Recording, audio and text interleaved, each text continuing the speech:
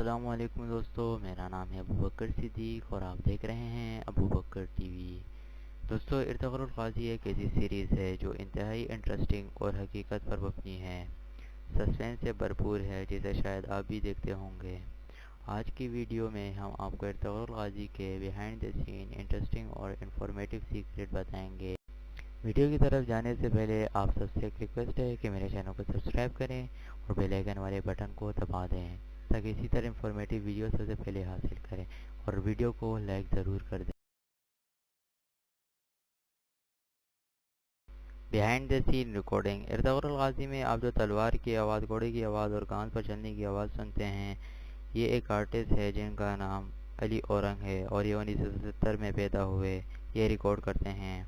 ان کا کہنا ہے کہ یہ فن انہوں نے اپنے والد سے سیکھا ہے اور یہ 2004 سے یہ کام سر انجام دے رہے ہیں، اور انہوں نے بہت سے فلموں اور ڈراموں میں بیہائنڈ دی سین ریکارڈنگ کی۔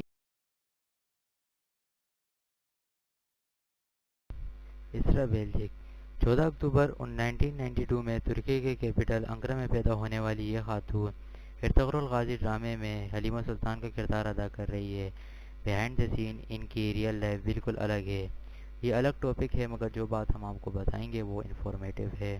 ارطغرل الغازی کی جو ریئل ہسٹری ہے، اس میں حلیمہ سلطان کی موت ارطغرل کی وفات کے بعد ہوتا ہے، مگر اس ڈرامے میں حلیمہ سلطان کو ارطغرل سے پہلے اس لیے مرنا پڑا کیونکہ سسرا بیلچک کو ان کے ہسبینڈ کی طرف سے کام کرنے کی اجازت نہیں تھی، لہذا سیریز کو آگے بڑھانا تھا، اس لیے انہیں پہلے مارا گیا۔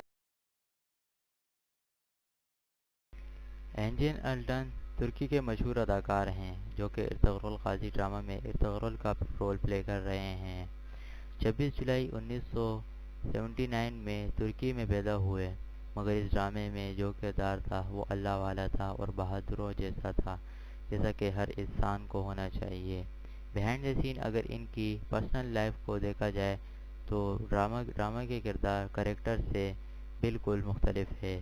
یہاں ایک بات تو پتہ لگ گئی ہوگی آپ کو کہ اسلام کے لیے کام کرے تو عزت بھی ملتی ہے۔